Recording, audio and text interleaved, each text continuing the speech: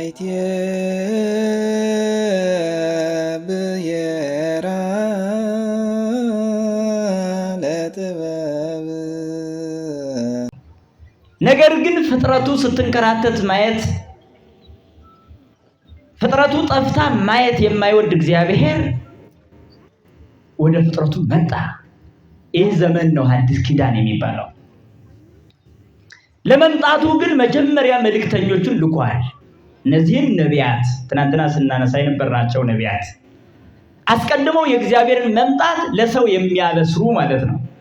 ዓለምን ሊያድን የሚመጣበት ጊዜው ከመቅረቡ በፊት ይህ ጊዜ መድረሱን ለሰው የሚናገሩ ነቢያትን ልኳል።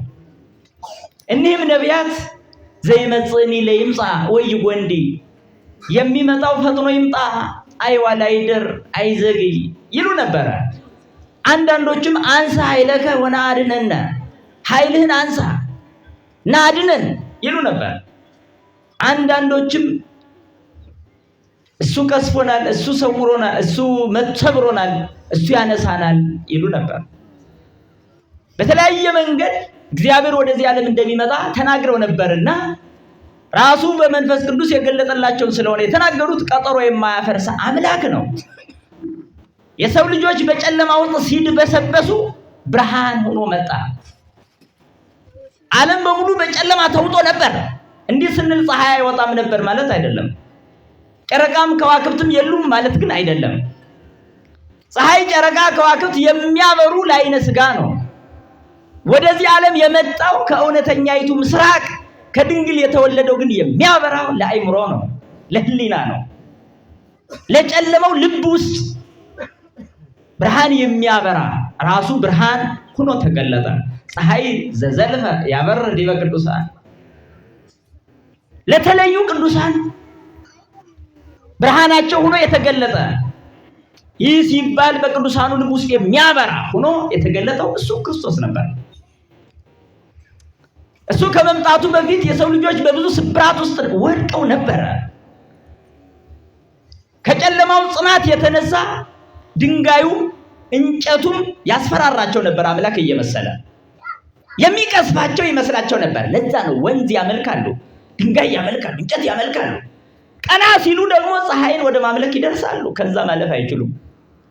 ይህንን የሚሽር እውነተኛውን አምላካዊ ባህሪ እንድናመልክ መለኮታዊ ኃይሉን እንድናውቅ ራሱን ወደዚህ ዓለም ገለጠ። አዲስ ኪዳን ማለት እግዚአብሔር ራሱን ለፍጡራኑ የገለጠበት ዘመን ማለት ነው። ቀድሞ ከነበረው መገለጥ የተለየ መገለጥ። በዘመነ አበው በራእይ በህልም ነበር ይገለጥ የነበረው። በዘመነ ኦሪት በጉም በጭጋግ ቃለ አብ ሕያው ዘወረደ ውስተ ደብረ ሲና ወሀበ ሕገ ለሙሴ ወከደነ ርእሰ ደብር በጊሜ ወጢስ በጽልመት በነፋስ በጨለማ በጉም ይገለጥ ነበረ። ሕግንም በሰዎች በኩል ያስተላልፍ ነበር እንጂ በመለኮታዊ ልሳን ተናግሮ ሰውን አላስደነገጠም። ሰውም አይችለውም። ቀስ በቀስ ግን ቀጠሮ ሲደርስ ከ5500 ዘመን በኋላ ራሱ እግዚአብሔር አንደበታችንን ተዋሃደ። ለኛ እውነትን ይነግር ዘንድ ሰው እውነትን አጥቶ ስለነበረ ድንጋይ አምላክ ይመስሏል፣ ውሸት ነው። እንጨት አምላክ ይመስሏል፣ ውሸት ነው። ፀሐይ አምላክ፣ ጨረቃ አምላክ፣ ኮከብ አምላክ ይመስላቸው ነበር፣ ውሸት ነው። ይህንን ውሸት ያፈርስ ዘንድ እውነትንም ይተክል ዘንድ የእግዚአብሔር ልጅ ወደዚህ ዓለም ተገለጠ። ወደዚህ ዓለም የተገለጠባት ደግሞ እመቤታችን ቅድስት ድንግል ማርያም ሆነች። ምክንያቱም ትልቅ እንግዳ ከላይ ሊመጣ ነው። የምትቀበል የምታስተናግድ ንጹህ አዳራሽ፣ ንጉሱ የሚያርፍበት የንጉስ ማረፊያ ያስፈልግ ነበረና ለንጉሱ ማረፊያ በዚህ ዓለም ቢፈለግም ሌላ አልተገኘም። እሷ ነበረች አንዲት አዳራሽ የተገኘች። በነቢያት አድሮ ሰው በሰራው አላድርም ራሴ በሰራሁት ነው ብሎ ነበረ።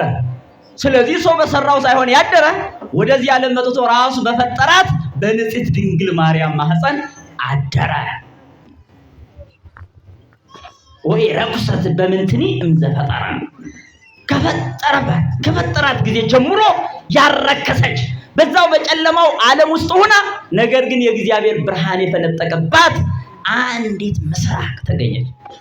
ከሷ ከተወለደ ወዲህ ያለው ዘመን በሙሉ የብርሃን ዘመን፣ የምህረት ዘመን፣ ሐዲስ ዘመን ይባላል። የወንጌል ዘመን። ወንጌል ማለት የምስራች፣ ሰው የሚድንበት፣ ዲያብሎስ የሚያፍርበት፣ ገነት የሚከፈትበት፣ ሲኦል የሚዘጋበት ዘመን ተባለ። ሐዲስ ዘመን። በሐዲስ ዘመን ውስጥ አሮጌ ሰውነት፣ በብርሃን ዘመን ውስጥ የደነቆረ ልቡና አያስፈልግም። አወጀ። ባልፈጠረው ልብ ውስጥ ዲያብሎስ ንጉሥ ሆኖ ይገዛ ነበር። ኮብላይ ባሪያ ነው። ከፈጣሪው የኮበለለ ዲያብሎስ እኛን እያስኮበለለ ይገዛ ነበር። የሰዎችን ልቡና ይወር ነበር። አይምሯቸውንም አሽቆልቁሎ ይወስድ ነበር። ላልፈጠረ ከመገዛት በላይ ከባድ ባርነት የለም። ከባድ ባርነት የለም። ዲያብሎስ ሳይፈጥር የብዙ ሰዎችን ማለትም ሁሉንም ሰው ማለት ይቻላል ገዝቶ ነበረ። ይሄንን የሻረበት ዘመን እግዚአብሔር ሰው የሆነበት ዘመን ነው። ያ አዲስ ኪዳን ይባላል። ታዲያ እግዚአብሔር ወደኛ ቀርቧልና እኛም ወደሱ እንቅረብ ማለታችን ነው። ወደሱ ቅረቡ። እሱ ብርሃን ነው። ወደ ብርሃን ስንቀርብ ብርሃን ይሆንልናል። ምሳሌ እናንሳ። ፀሐይ ትወጣለች። አይናችንን ብንጨፍን ማየት አንችልም፣ ፀሐይ በመውጣቷ ብቻ። ምክንያቱም የፀሐይ ብርሃን ከኛ አይን ብርሃን ጋር ካልተዋሃደ ማየት የሚባል ነገር የለም። የፀሐይ መውጣት ብቻ በቂ አይደለም። የክርስቶስ ሰው መሆን ወይም የአካላዊ ቃል ወደዚህ ዓለም የመውረድ ምስጢር ብቻውን በቂ አይደለም።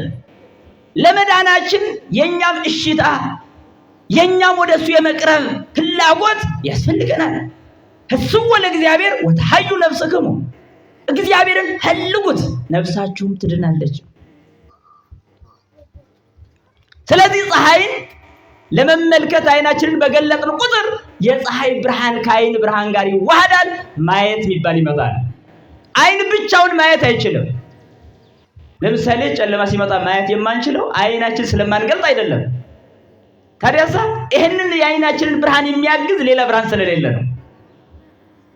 የቀደሙ ሰዎችም ወደ እግዚአብሔር ለመቅረብ ቢፈልጉም እንኳን በጥቂት ነው ጸጋ ያገኙ የነበረው እንጂ አሁን እግዚአብሔር ሰው ከሆነ ወዲህ እንዳለን አይነት ጸጋ አልነበራቸው። ትንቢት ቢናገሩ በመንፈስ ረድኤት እንጂ በመንፈስ ልደት አይደለም።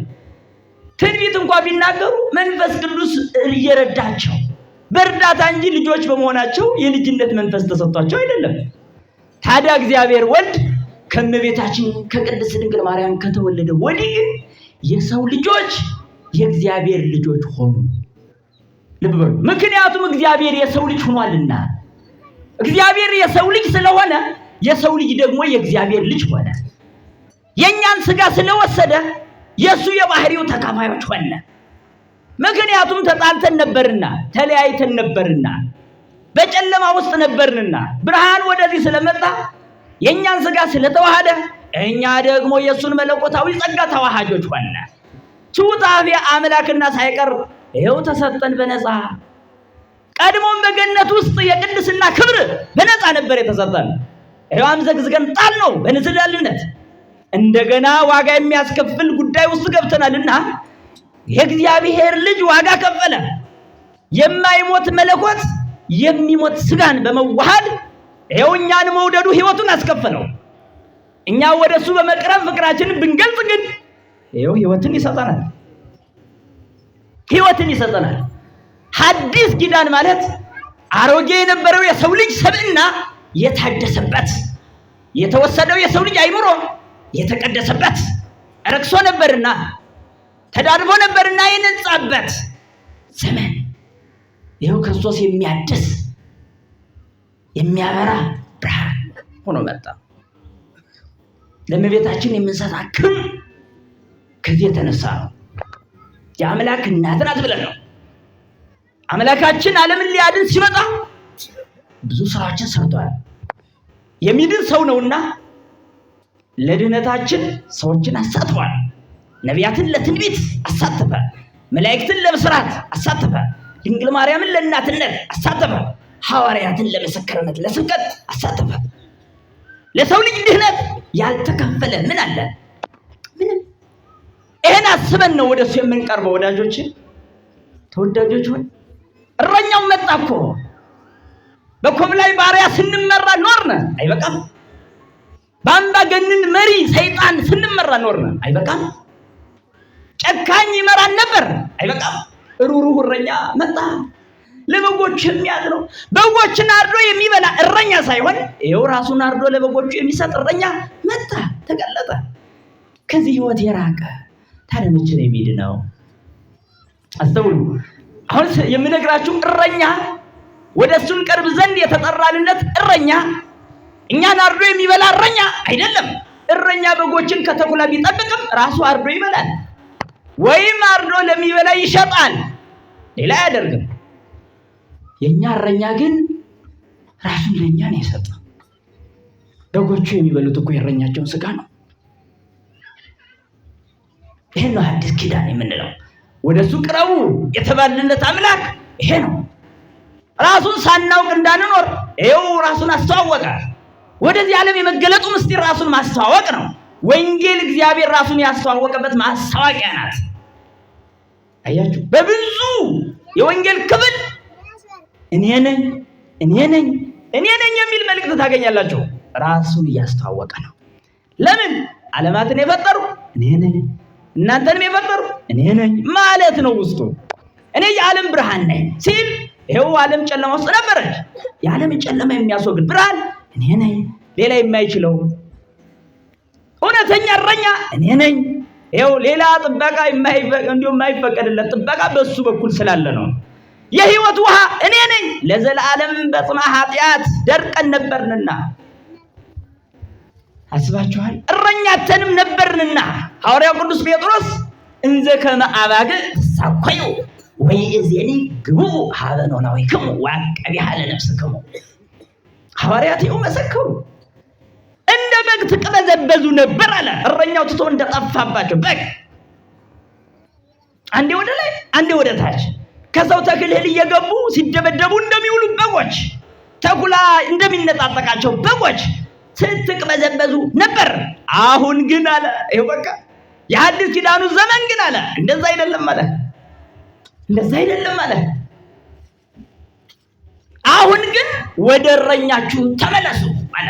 ወደ እረኛችሁ ቅረቡ አለ። ወደ እረኛችሁ በግ ወደ እረኛዋ ከቀረበች ትድናለች፣ ለተኩላ አትጋለጥም፣ ለአውሬም አትሆንም፣ ምክንያቱም እረኛዋ ይጠብቃታልና። ወደ እረኛችሁ ተመለሱ አለ። ወዐቀቢሃ ለነፍስክሙ የነፍሳችሁም ጠባቂ ወደ ሆነው አለ። እረኛ ብሎ ደግሞ የበግ እረኛ እንዳይመስል የነፍስ ጠባቂ ብሎ ይኸው የምእመናን ጠባቂ መሆኑን ገለጸ። ተመልከቱ፣ እኔ እውነተኛ እረኛ ነኝ። እውነተኛ እረኛ ነፍሱን ስለ በጎቹ ይሰጣል አለ። ስለዚህ እንዲህ አድርጎ ራሱን ካስተዋወቀን ወዲህ ወደ ማን እንሄዳለን? እናንተም ልትሄዱ ትፈልጋላችሁ ብሎ ቢጠይቃቸው ከሐዋርያት መካከል ቅዱስ ጴጥሮስ ሀበ መኑ ነሐውር እንዘ ቃለ ሕይወት ዘላለም ብከ፣ የዘላለም ሕይወት ቃል ባንተ እያለ ወደ ማን እንሄዳለን? ወደ እሱ እንቅረብ እንጂ ወዳጆቼ።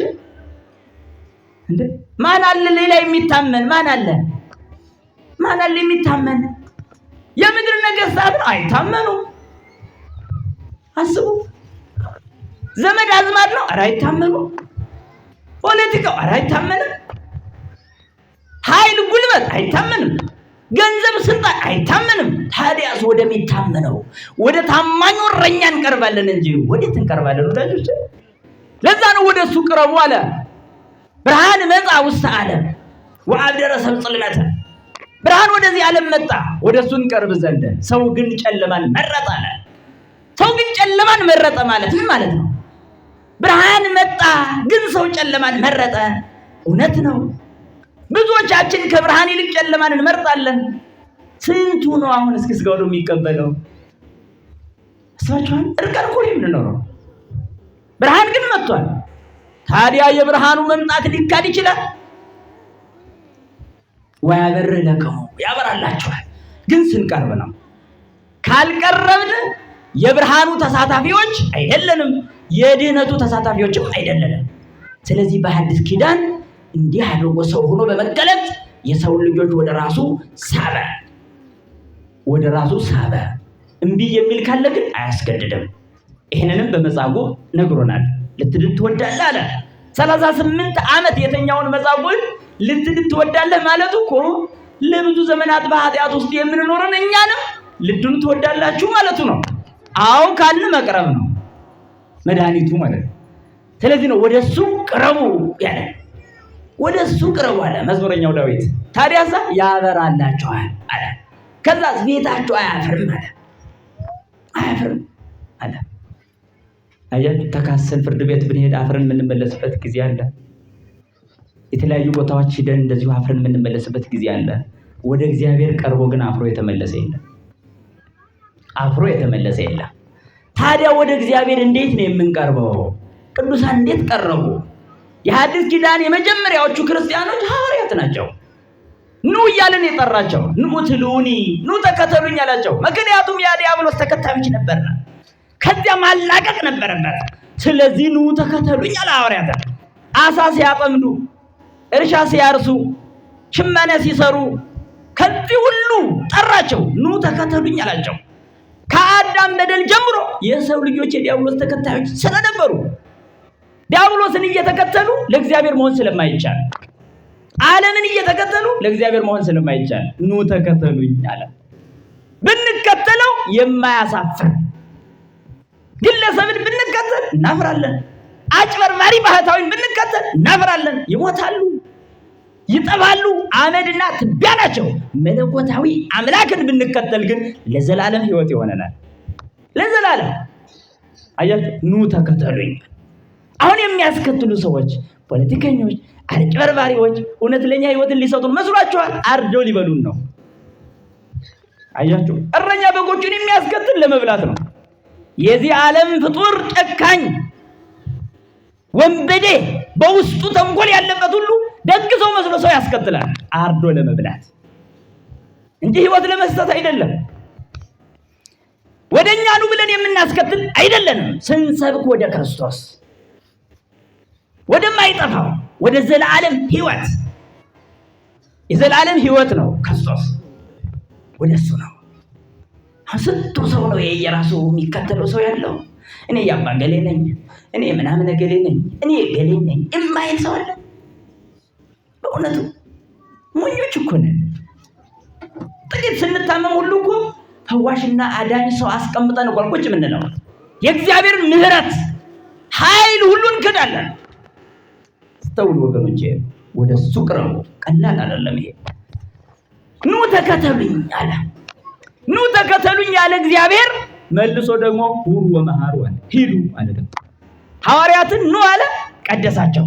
ከዛ ዘመናት ሂዱ አለ እንዲቀድሱ። ይኸው እኛንም ቀደሱን ሐዋርያት። ከእግዚአብሔር ጋር ተገናኙ፣ ወደሱ ቀረቡ። ብርሃን አደረጋቸውና ወደኛ ላካቸው። ዓለምን ዙራችሁ አስተምሩ አለ። እግራቸውን አጥቦ እኮ ነው የላከ። ይገርማቸዋል። ዓለምን የሚረግጡበት እግራቸው በክርስቶስ እጅ ታጥቧል፣ ተቀደሰ።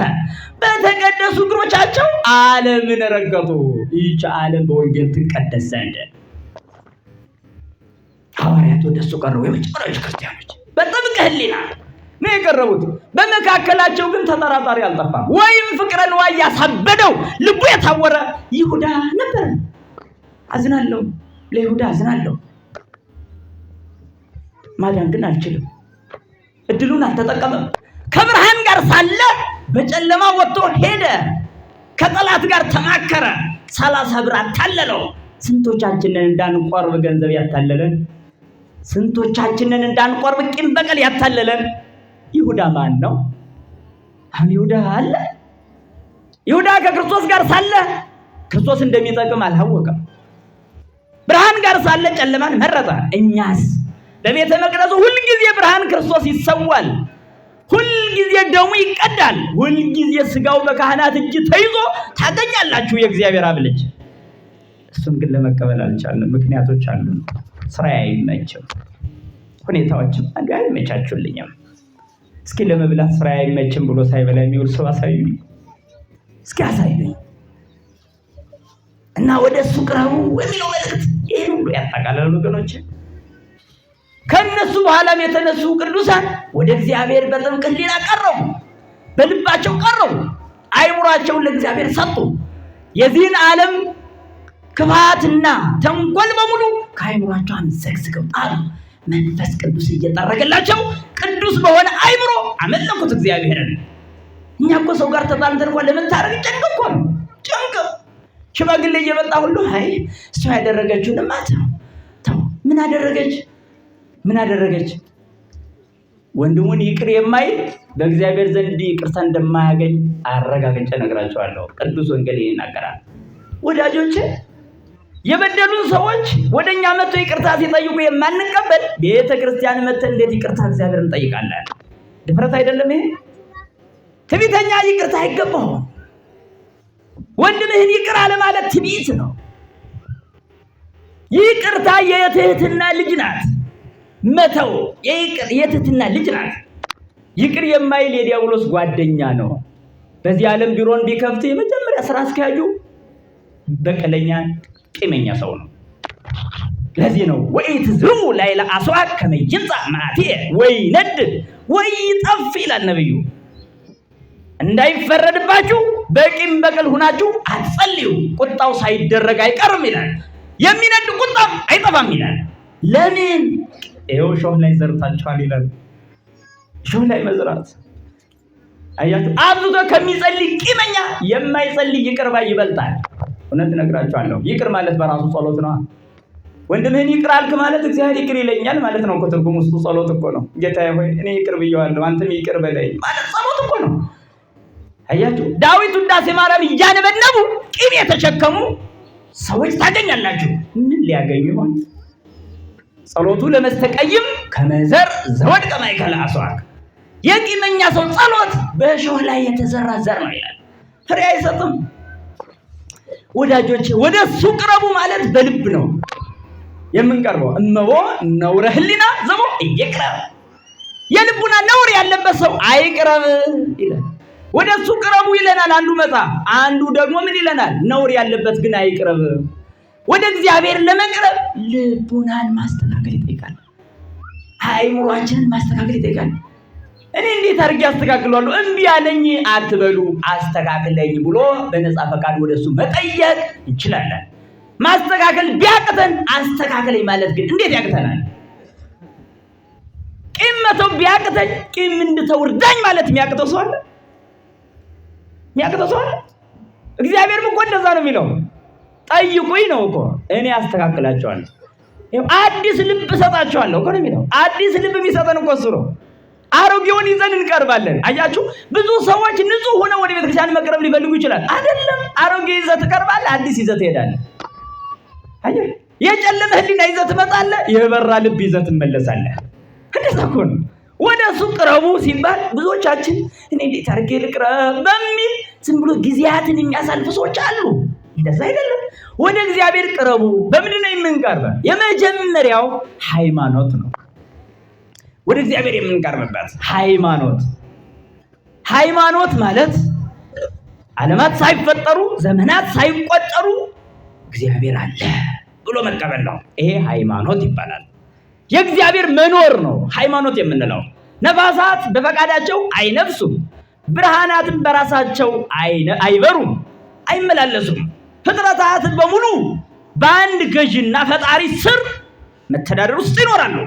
አስተዳዳሪያቸው፣ መጋቢያቸው፣ ጠባቂያቸው እግዚአብሔር አለ ብሎ መቀበል ይሄ ሃይማኖት ይባላል። እግዚአብሔር አለ ካልክ ደግሞ እግዚአብሔር አንድም ሶስትም ወይም አንድ የሆነ እግዚአብሔር ሶስት አካላት አሉት ብሎ መቀበል ነው። ሃይማኖት ይባላል። በአንድነቱ በሶስትነቱ ማመን። ፈጣሪ አለ ማለት ብቻውን ሃይማኖት አይሆንም። ምክንያቱም ፈጣሪ አለ የሚሉ ግን አንድነት ሶስትነት የማይቀበሉ አሉ። ስለዚህ ነው አንድነት ሶስትነት መቀበል። እግዚአብሔር አንድ ነው፣ አዎ አንድ ነው፣ ግን ሶስት አካላት አሉት ብሎ መቀበል። ሶስት አካላት ያሉት እግዚአብሔር አንድ መለኮት ብሎ መቀበል ይሄ ሃይማኖት ይባላል። የማይናወጥ የመላእክት ሃይማኖት ነው። ዝንቱ ውእቱ እምነቶሙ ለሰማያውያን ወለምድራውያን፣ የምድራውያንም የሰማያውያንም ሃይማኖት ይህ ነው። በቃ ነነ ኦርቶዶክሳውያን ንተሉ ዘንተ ትምህርተ ሃይማኖት ዘአበዊነ ቀደምት። እኛ ኦርቶዶክሳውያን የቀደሙ የአባቶቻችን እምነት እንከተላለን። ዘመን አመጣሽ ሃይማኖት የለም፣ አዲስ ሃይማኖትም የለም። አዲስ ብሎ ሃይማኖትም ሊሆን ስለማይችል አሁን የመጣ ብሎ ሃይማኖት ሊሆን አይችልም። እግዚአብሔር ነበር ምንቅድመ ዓለም ወእስከ ለዓለም ሀሎ እግዚአብሔር በመንግስቱ፣ ሀሎ እግዚአብሔር በትስብእቱ፣ ሀሎ እግዚአብሔር በመለኮቱ። ዓለም ሳይፈጠር እግዚአብሔር በመንግስቱ ነበረ፣ እግዚአብሔር በሶስትነቱ ነበረ። እግዚአብሔር በመለኮቱ በአንድነቱ ነበረ። ስለዚህ ሃይማኖት ዓለም ሳይፈጠር የነበረ እግዚአብሔርን ማመን ነው። እንዲህ ከሆነ አዲስ የሆነ ሃይማኖት ሊኖር አይችልም። አሁን የሚመጣ ምንትይስ ብለህ ማመን አይቻልም። የማዳን እድል የለውም። ከዚህ እምነት ብትጠፉ ተጠያቂዎቹ እናንተ እንጂ ቤተክርስቲያን አይደለችም። ማስተዋል አለባችሁ። መላእክትም የሚከተሉት ሃይማኖት ይሄ፣ ነቢያትም የተከተሉት ይሄ፣ ሐዋርያትም ያስተማሩት ይሄ ነው። ምን ብለው? እግዚአብሔር ቅድመ ዓለም አለ ብለው። ምን ብለው? አንድነት ሶስትነቱ ገንዘቡ ነው ብለው አስተማሩ። ይሄ ሃይማኖት ይባላል። ሃይማኖት አንዲት ናት፣ አንዲት ናት። ሁለተኛ፣ ሶስተኛ፣ አራተኛ የሚባል ሃይማኖት የለም። አረጋግጠን መቀበል አለበት። አለበለዚያ ሌላ እውነተኛ ሃይማኖት እንዳለ የሚጠራጠር ልብ ካለ አፋፍ ላይ ቆመሃል። ለመውደቅ ምንም የቀረህ የለም። ሃይማኖት አንድ ነው። ምክንያቱም እግዚአብሔር አንድ ስለሆነ ስለ አንድ ነገር የሚኖረን እውነታም አንድ ነው። እውነት ብዙ ሊሆን አይችልም። ለዛ ነው አንድ ሃይማኖት ብሎ መቀበል ነው፣ ወደሱ መቅረብ ማለት ነው። ሃይማኖት ጽንዓ ለነፍስ ወመሰረታ ለሕይወት። ሃይማኖት የነፍስ ብርታት ነው ይላል፣ የሕይወት መሰረት ነው ይላል። ስለዚህ የሕይወታችን መሰረት እግዚአብሔርን ማመን ነው፣ ሃይማኖት ይባላል። ሃይማኖት በሁኔታዎች አይቀየርም፣ በዘመናት መለዋወጥ አይለዋወጥም። ንጉሥ የወደደውን ዘመን የወለደውን ልከተል አያስብልም። ሃይማኖት አንድና አንድ ነው፣ ምርጫ የለውም። ብዙ ሰዎች ምርጫ ያለው ይመስላቸዋል። ኦርቶዶክስ ነበርኩ አሁን ፕሮቴስታንት ሆኜ፣ አንተ ሞኝ፣ የሞኝ ሞኝ፣ የሞኝ ሞኝ። ምን ነው? ምን አጣህ? ምን ጎደለብህ? ራስህ አልቀርብ አልክ እንጂ ፀሐይው አልወጣም፣ ብርሃን አልተገለጠም። የዘላለም ድህነት የምናገኝበት ስጋውና ደሙ አልተፈተተም፣ አልቀረበም። በራስን ዝላልነት፣ ቸልተኝነት ሃይማኖትን ብታጣ ይኸው ቤተክርስቲያን ተጠያቂ አትሆንም። ስጋው ደሙ ተቀበል እየተባለ ንስሐ ግባ እየተባለ ሲለመን የነበረ ሰው ሄዶ አዳራሽ አሟቂ ሆኖ አሜን ይላል። ተማሩ። ምን ነው? ለዛ ነው ወዳጆቼ ተማሩ። ሃይማኖት ምንድን ነው? ቁጭ ብላችሁ ተማሩ። ጊዜ እያያዛችሁ፣ ሴቶች እንደጾታችሁ፣ ወንዶችም በተመሳሳይ። መምህራኑ አሉ ማለት ያስፈርዳሉ ማለት ነው። እግዚአብሔር በሰው ላይ ቁጣ ሊያመጣ ሲፈልግ መምህር ነው የሚያመጣ። መጀመሪያ መምህራን ሳያመጣ አይቀጣም በጭራሽ። ታዲያ የሀገራችን የእርስ በርስ ጦርነታችን በሙሉ እኮ የመምህራን ውጤት ነው። ለምን? አስተማሩ። የሚሰማጣ ህዝብ በቃ አልሰማለ። ስለዚህ መጣ። እግዚአብሔር አስቀድሞ መምህራንን ይልካል። ከዛ በኋላ እጁን ይልካል፣ ቁንጥጫውን ይልካል፣ ረሃቡን ይልካል፣ ቸነፈሩን ይልካል፣ በሽታ ይልካል፣ ጦርነት ይልካል። ለምን? መምህራን ያስፈርዳሉ። አያችሁ፣ ከጥንት ጀምሮ የሚናገሩ፣ የሚዘክሩ፣ የሚያስተምሩ፣ የሚገስጹ መምህራንን ሳይልክ መቅሰፍት አውርዶ አያውቅም እግዚአብሔር። እምቢ ባሉ ሰዓት ግን ከእንቢተኝነታቸው የተነሳ መቅሰፍቱ ግሩም ነው። እስመ አልቦ ጽንፍ ለእበየ ስብሐቲከ ግሩም መቅሰፍተ መዓትከ ላዕለ ኃጥአን አልቦ ሁልቁ ወአልቦ መስፈርት ለሳሂለ ትእዛዝከ። ለጌትነትህ ገናንነት ዳርቻ ወሰን ደንበር የለውም። በኃጥአን ላይ የምታመጣው መቅሰፍት ግሩም ነው ይላል። ጦርነቱ ያስፈራል፣ ግሩም ነው። ረሃቡ ያስፈራል። ምኑን ትመርጣላችሁ? የእግዚአብሔር መቅሰፍት ሲመጣ አንመርጥም። ምንም እንደምንመርጠው ሁሉ እንጨነቃለን። ግሩም መቅሰፍተ መዓትከ ላዕለ ኃጥአን፣ ሰምተው በማይለወጡ በማይመለሱ ንስሐ በማይገቡ ኃጥአን ላይ የምታመጣው መቅሰፍት ግሩም ነው ይላል። አልቦ ሁልቁ አልቦ መስፈርት ለሳሂለ ትእዛዝከ፣ አዘህ ለምታመጣው ይቅርታ ደግሞ ምንም ስፍር ቁጥር የለውም ይላል። ደግሞ መልሶ ራስ ይሁን ብለህ ይቅርታን ስታረግ ደግሞ ምንም ወሰን ደንበር የለሽ ይሆናል ይቅርታ ደግሞ ይላል። እስመ አንተ እግዚአብሔር ባሕቲትከ መሐሪ፣ አንተ ብቻን መሐሪ ነህና ሩቀ መዓት ወብዙኃ ሣህል ወመስተመይጥ ላዕለ ገገሙ ለእጓለ እመሕያው። ይህንን ይላል። ይገርማችኋል። ምናሴ የተባለ በኃጢአቱ ተዘፍቆ የኖረ በኋላ ግን ወደ እግዚአብሔር ተመልሶ ይህን ልመና አቀረበ። ይገርማል። መዓት የራቀ ይቅርታ የበዛ የሰው ልጆች በደልን ይቅር ብለህ የምትመለስ ሁሌ ያመሰግናል። ብዙ ይናገራል እና ወዳጆቼ ሃይማኖት ምርጫ የለውም። እኔ ስለተመቸን ሃይማኖተኛ፣ ስላልተመቸን ከሃዲ፣ ስለበላን ሃይማኖተኛ፣ ስለራበን ከሃዲ የምንሆንበት ጦርነት ሳይኖር አማኝ፣ ጦርነት ሲመጣ እምነት የሌለን አንሆንም። እሳት ስለነደደ ከሃዲ፣ እሳት ባይኖር ግን አማኝ የምንሆንበት ምክንያት የለንም። ሃይማኖት ነው ወደሱ የምንቀርብበት መጀመሪያው። ሰው በሃይማኖት ነው ከእግዚአብሔር ጋር የሚገናኘው። መገናኛ ድልድይ ነው ሃይማኖት። ድልድዩ ከተሰበረ ሰውና እግዚአብሔር ይለያያል። እንደየግል ህሊናችን ሁሉ ማሰብ ያለብን ሃይማኖት ነው፣ አንዲት ናት። ሁለተኛው ወደ እግዚአብሔር የምንቀርብበት ወገኖች እንድታስተውሉ እፈልጋለሁ፣ እምነት ነው። ሃይማኖት አንዲት ናት። እምነት ግን እንደየግላችን ጥንካሬ የሚወሰን ነው። እንደ ግላችን ጥንካሬ እምነት፣ ሃይማኖት አንድ ነው፣ እዚህ ያለ ነው ሁላችን። እምነታችን ግን ሊለያይ ይችላል። ይህ ማለት የግል ጥንካሬ ነው ማለት ነው። በግል ከእግዚአብሔር ጋር ያለ ጥብቅ ቁርኝት፣ ብትታመን በአንድ ነገር እድናለሁ ቁርጥ ህሊና፣ ይሄ እምነት ይባላል። አያችሁ ልዩነቱ? ያኛው እግዚአብሔር አለ ብለህ አመንክ። እምነት ማለት ደግሞ ያለው እግዚአብሔር ሁሉን ቻይ ነው። ስለዚህ አሁን ከበሽታዬ ሊፈውስ ይቻለዋል፣ ልጅ የለኝም አሁን ሊሰጠኝ ይቻለዋል ብሎ መቀበል፣ ይሄ ጥብቅ ጥንካሬ ነው። እምነት የግል ጥንካሬ ነው። ከጳጳሱ የሚበልጥ ምዕመን ሊኖር ይችላል በእምነት ማለት ነው። ምክንያቱም ጵጵስና ማዕረግ ነው። ግን ከነሱ ሁሉ የሚበልጡ ከምንሰብከው ከምናስተምረው መምህራን የሚበልጡ ምዕመናን አሉ። በምን?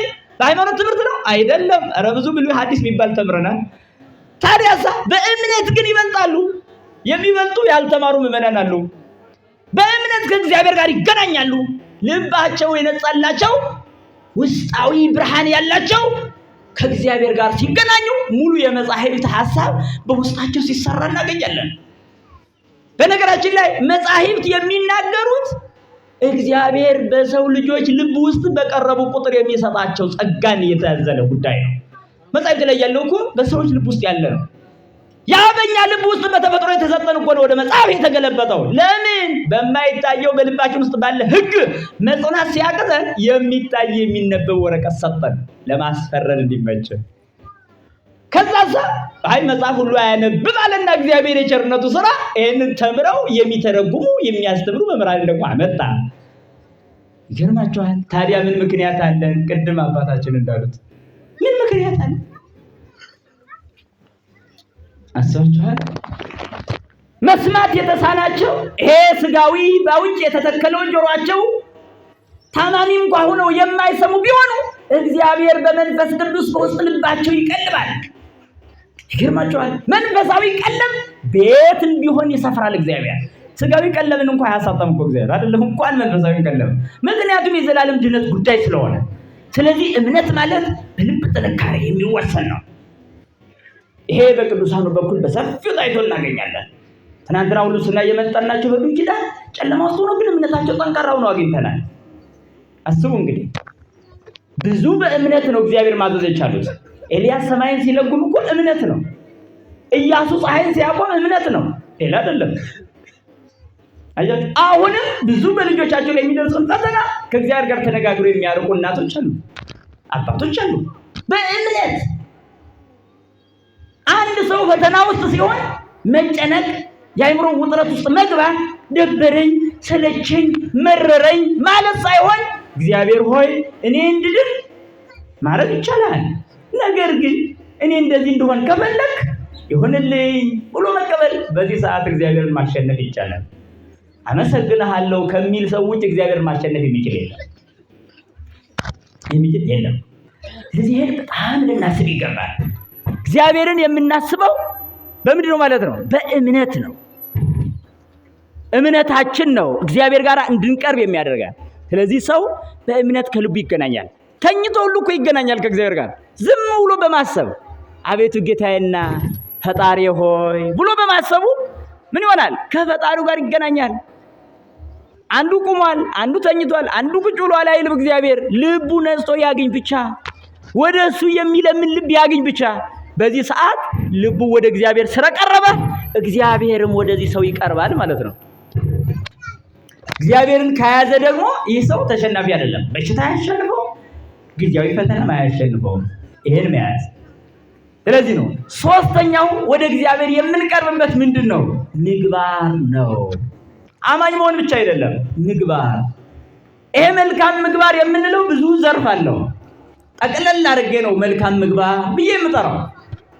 በዚህ መልካም ምግባር ውስጥ እነ ይቅርታ፣ እነ ፍቅር፣ እነ ትህትና፣ እነ ትዕግስት ይኸው ተከናውነውበታል። መልካም ምግባር በሕይወታችን ስንኖር ከሰው ጋር የሚኖረን ግብቡነት፣ አያችሁ፣ ለሰው ክፉ የማያስብ ሕሊና ያለን መሆን፣ አንደበታችን የተጠበቀ በሐሰት ከመመስከር።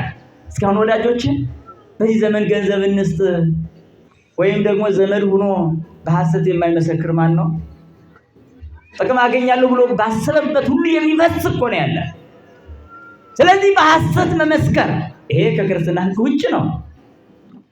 መልካም ምግባር የሚለውን ይጻረረዋል። በአይምሯችን ውስጥ እግዚአብሔር እንዳያድር ይከላከላል። አያችሁ፣ የሰው ገንዘብ መመኘት ጋር ተቃራኒ ናቸው እነዚህ። ከእግዚአብሔር ሕግ ይቃረናል፣ የእግዚአብሔርን ሕግ ይቃወማሉ። ታዲያ የእግዚአብሔር ሕግ በልባችን ውስጥ ከገንዘብና ከወርቅ በላይ ካልተወደደ በገንዘብና በወርቅ በተለያየ ምድራዊ ሽልማት የእግዚአብሔርን ሕግ ልንጥስ እንችላለን። ይሄ ይሰን ይጋቡ ከማይላፍ ወርቅ ወብሮር አለ መዝሙረኛው ዳዊት። የአፍ ሕግ ከብዙ ወርቅ ይሻለኛል አለ። ከብዙ ወርቅ እኮ ነው የሚለው። ዓለምን ትገዛላችሁ በሐሰት መስክሩ ብንባል እንቀበላለን። ዓለምን ለምን ገዛለሁ እግዚአብሔርን ካጣሁ? አስባችኋል? ብዙ ሰዎች በሐሰት ይመሰክራሉ። ያላዩትን አይተናል፣ ያልሰሙትን ሰምተናል ብለው ሲመሰክሩ ምንም የማያፍሩ እግዚአብሔርን አይፈሩትም። ወደ እግዚአብሔር አለመቅረብ ማለት ነው ወዳጆችን። ታዲያ መዝሙረኛው ዳዊት እንዲህ ብሎ ይጠይቃል። አሁን ባነሳነው መዝሙር ላይ መዝሙር 34 ላይ መኑ ውእቱ ብእሲ ዘይፈቅድ ኃይወ፣ መዳን የሚወድ ሰው ማን ነው ይልና ምግባራትን ይዘረዝራል። መዳን የሚወድ ሰው ማን ነው ይላል ጥያቄ ሲጠይቅ። መኑ ውእቱ ብእሲ ዘይፈቅድ ኃይወ፣ መዳንን የሚወድ ሰው ማን ነው? ወያፈቅድ ይርአይ መዋዕለ ሰናያተ፣ በጎ ዘመንን ሊያይ የሚወድ ሰው ማን ነው? ከጭንቀት ዘመን ከመጥፎ ዘመን አልፎ በጎ ዘመን ሊያይ የሚወድ ሰው ማን ነው? እንዲህ ካለ በኋላ ልትድን ከወደድክ በጎ ዘመንም ልታይ ከወደድክ ክላ ልሳነከ እምኩይ፣ አንደበትህን ከክፉ ከልክል፣ ከመሳደብ ሐሜት ከመናገር በውሸት ከመመስከር ከልክል ይላል። ወከናፍሪከኒ ከመ ኢይንህባ ጉሉጠ፣ ከንፈሮችህንም ሽንገላን እንዳይናገሩ ከልክል። ለምን? ልትድን ከወደድክ። ምርጫ እኮ ነው።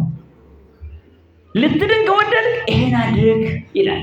ምክንያቱም ይሄንን ሲነግረን ምን እያልን እንደሆነ ገብቷችኋል? መልካም ምግባር ከእግዚአብሔር ጋር እንድንገናኝ ያፋጥናል። ምክንያቱም እግዚአብሔር መልካም ነው። እግዚአብሔር መልካም ስለሆነ መልካም በሚያደርጉ ሰዎች ልብ ውስጥ ያድራል። እኛም መልካም በማድረግ ወደ እሱ እንቀርባለን ማለት እኮ ነው። ይስበናል። ለዛ ሰው አንደበቱ ሲጠብቅ ከእግዚአብሔር ጋር ይቀርባል። ወደ እሱ መቅረብ ይባል በዚህ ይመጣል ማለት ነው። መልካም ምግባር ሲሰራ ነው። እቢያ አቀባፉ የከመይሳት በልሳኔ ወአንበርኩ አቃቤ ለአፉ ይላል መዝሙረኛው ዳዊት። አፌን እጠብቃለሁ አለ በአንደበቴ እንዳልስት፣ ለአፌም ጠባቂ ዘበኛ ኖርኩ ይላል። ዘበኛለሁ፣ አፋችን ዘበኛለሁ። እውነት ቡና ላይ ተቀምጠው የሚያወሩት ስንቶቹ ምኑን ነው? ነገር እግዚአብሔር ነው፣ ሃይማኖት ነው፣ ስለ ሕይወት ነው አይደለም። ውሸት፣ ክፉ ወሬ፣ ገሌ እንዲህ ብናደርግ እንዲህ ቢሆን መጉዳት በየቦታው የው ሰው ወድቆ የሚገኝበት ዘመን ላይ የደረስ ነው። ማን እያደረገው ነው? እምነት የለም፣ ሃይማኖት የለም። እግዚአብሔርን መፍራት ስለቆመ ነው። ተቃሐስም እኩይ ወግበር ሰናየ ይላል መዝሙረኛው። ልትድን ከወደድክ አለ ከክፉ ሽሽ በጎውንም አድርግ ይላል። ከስሳ ለሰላም ወዴግና፣ ሰላምንም ሻት ፈልጋት ተከተላትም ይላል። አየው፣ ሰላምን ፈልግ ተከተላት። በልባችን ውስጥ ሰላምን መፈለግ። ለምንድን ነው አይምሮ የሚታወቀው? ለምንድን ነው በትዳሬ ውስጥ ሰላም ያጣሁት? ስለማልፈልግ ነው። ለምን መልሱን አልነግራችሁም? አንፈልገው። ኧረ እኔ እፈልጋለሁ። እኔ እኮ ሰላም ብሆን ደስ ይለኛል። ነው አይደለ? አዎ አንፈልግማ። ሰላምን እኮ ስንፈልግ ነው የሚመጣ፣ ሳንፈልግ አስገድዶ አይመጣ። እግዚአብሔር እኮ የውዴታ የነጻ ፈቃድ አምላክ ነው፣ የነጻነት አምላክ ነው። እግዚአብሔር አስገድዶ እንድናመልክ አይፈልግም። ሰላምን እንደዛ ነው። እግዚአብሔር ነው ሰላም ማለት። ስለዚህ ሰላምን ፈልግ ተከተል ተባለ። እስመ አዕይንቲሁ ለእግዚአብሔር ሀበ ጻድቃኑ። እንዲህ በጎ የማደርገው ምን ለመሆን ነው ካልክ የእግዚአብሔር አዕይንተ ምሕረቱ በጎ ወደሚያደርጉ ነውና፣ ገጹ ለእግዚአብሔር ሀበ እለ ይገብሩ እኩየ፣ ገጸ መዓቱ ቁጣው ግን ክፉ ወደሚያደርጉ ነውና። እግዚአብሔር የማያውቅብን አይምሰላችሁ ወገኖች። የልባችንን ሐሳብ ከማሰባችን በፊት ያውቃል። ልንሰራ ያሰብነውን ከመስራታችን በፊት ያውቃል። አያችሁ፣ ከድርጊት በፊት ያውቃል። ስለዚህ ነው እግዚአብሔርን በፍቅር ልናመልከው የሚፈለገው። መቅራ ማለት ነው። አስባችኋል? ሕፃኑ ጭቃ ላይ ወድቋል። እናቱ መጣች። ሌሎች ቢሸሹም እንኳን ጭቃውን አትጸየፍም። ምን ታደርጋለች? ታቅፈዋለች፣ ትስመዋለች፣ ግን ታጥበዋለች። እንደ ታጠበ ከተቀመጠ እሰየው። አሁንም ተመልሶ ጭቃ ላይ ቢንከባለል ወዮለት። እግዚአብሔር እናት ነው። እኛም ጭቃ ላይ ወድቀናል። የቂም በቀል ጭቃ፣ የምኞት፣ የክፋት፣ የተንኮል፣ የሐሰት ምስክርነት፣ ይሄ ሁሉ ጭቃ ነው። በዛ የምንከባለል እኛን እግዚአብሔር አጥርቶ ሊስመን ይፈልጋል። በሉቃስ ወንጌል የተቀመጠ ስለ አንድ ልጅ ልንገራችሁ። አባቴ እኔ ወደ ሌላ ሀገር እሄዳለሁ፣ ድርሻዬን ከፍለህ ስጠኝ አለ ይላል። 2 ልጆች ለነበሩት አባትየው የነፃ ፈቃድ አባት፣ በቃ ነፃነቱን አከበረ። እሺ ብሎ ከፈለው፣ ሰጠ። ሩቅ ሀገር ሄደ ይላል። ይህ ባለጌ ባለጌ ነው። ሄዶ ነገደበት፣ አተረፈበት መሰላችሁ? አይደለም። ከሰከራሞች ጋር እየበላ እየጠጣ ከዘማውያን ጋር እያመነዘረ ጨረሰ። አሁን የሚበላውን አጣ፣ ተራበ። አሁን ምን ይዋጠው? ተራበ። ለእረኝነት ተቀጠረ። እሪያዎች ከሚበሉት ተረጋግሞ ወይም ገለባ ሐሳር ከዚያ ቆሻሻ ሊበላ ፈለገ ነው የሚለው። ከባለጸጋው ከአባቱ ቤት ወጥቶ ሄዶ በኋላ ግን አሰበ፣ ወደ ልቡ ተመለሰ ይላል። ወገኖቼ ወደ ልባችን እንመለስ። እኔ ማን ነኝ ብሎ ማልቀስ በጣም አስፈላጊ ነው። ወደ ልቡ ተመለሰ። ከዚያ ምን አለ? የአባቴ ባሮች ስንት ናቸው እንጀራ የሚተርፋቸው አለ ይላል። እንዲህ ካለ በኋላ አሁን ተመልሼ እሄዳለሁ ወደ አባቴ። ግን ይሄድና አለ በቃ በሰማይ በምድር በድያለሁ አባቴ፣ ልጅ ልባል አይገባኝም፣ ልጅ ልባል አይገባኝም። ታዲያ እስከ ባሮች እንዳንዱ አድርገው ቁጠረኝ እለዋለሁ ብሎ አሰበ ይላል። እንዳለም ተነስቶ ሄደ። አባትየው ግን ልጁ ስለጠፋ እያዘነ ነው ያለ። አሁን እውነት እንደ ባሮቹ የሚያደርግ ይመስላችኋል? እውነት እሱ እንዳሰበው የሚያደርገው ይመስላችኋል? አይደለም። ገና ከሩቅ በር ሲያየው አባትየው ከሱ በላይ ናፍቆት ስለነበረ እየሮጠ ሄዶ አንገቱን እቅፍ አድርጎ ልጄ ጠፍተህ ነበር እኮ ተገኘ አለው። ጠፍተህ ነበር ተገኘ፣ ሙተህ ነበር ይኸው ሕያው ሆነሃል አለ ይላል። ባሮቹን ጠርቶ በሉ ጠፍቶ የነበረ ልጄ ተገኝቷል፣ ሙቶም የነበረው ይኸው ሕያው ሆኗል። ስለዚህ ለጣቱ ቀለበት፣ ለእግሩ ጫማ፣ ለልብሱ ለገላው ልብስ አድርጉለት። ፍሪዳ ይታረድ፣ ልጄ ስለተገኘ ደስ ይበለናል ይላል። አቤት አባት! ይህን የመሰለ እግዚአብሔርን እኮ ነው ያጣነው። ይህን አጥተን እኮ ነው እግዚአብሔር እንደ ጨካኝ የምናየው። አይደለም፣ ይህ ባለጸጋ እግዚአብሔር ነው። 2 ልጆች የተባልን ይኸው በእግዚአብሔር እቅፍ ውስጥ የምንኖር አማኞች ነን። ንብረቴን ስጠኝ ብሎ ጠፍቶ የሄደው ኃጢአት ሰርቶ አሻፈረኝ ብሎ የጠፋው ሰው ነው። ከእምነቱ የወጣ በኃጢአት የተዘፈቀ ወደ ቤቱ መቅረብ የማይፈልግ ተስፋ የቆረጠ ሊሆን ይችላል። ይሄ ነው። በኋላ ግን በቤተ ክርስቲያን ሲኖር ዝማሬው፣ ቅኔው፣ ስብከቱ፣ ቁርባኑ በሙሉ ይታወሰዋል። ይህን ሁሉ አጥቶ ነበር በመናፍቃን አዳራሽ። ይህን ሁሉ አጣ፣ አለቀሰ፣ ተርቧልና። ከዚያ በኋላ ምን ብሎ አሰበ? ወደ ቤተ ክርስቲያን ልመለስ አለ። ወደ ኦርቶዶክስ ልመለስ፣ ያን ሁሉ ትቼ መጣሁት አለ። ሲመጣ እግዚአብሔር የሚቀየም ይመስላችኋል? አይቀየምም። ምን አለ? እቅፍ አድርጎ ሳመው። ከዚያ ምን ይላል? ካህናትን ቀለበት አድርጉለት፣ ሃይማኖት ይመለስለት፣ ልብስ አልብሱለት፣ ልጅነቱ ይመለስለት። ተመልከቱ።